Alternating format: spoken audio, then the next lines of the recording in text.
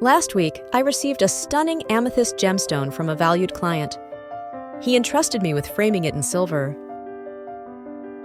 Entranced by its beauty from the moment I laid eyes on it, I embarked on the task with reverence.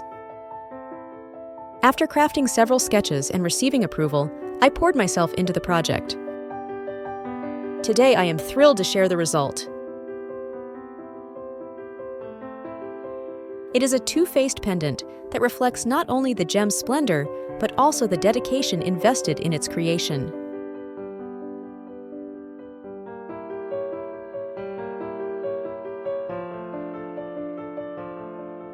I took a video documenting the creation process, but I'll post it later because currently I'm focusing on incorporating decorative wires into my next collection.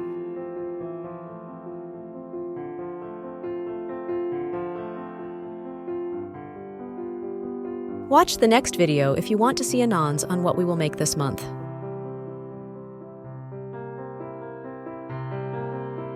Subscribe. See you soon!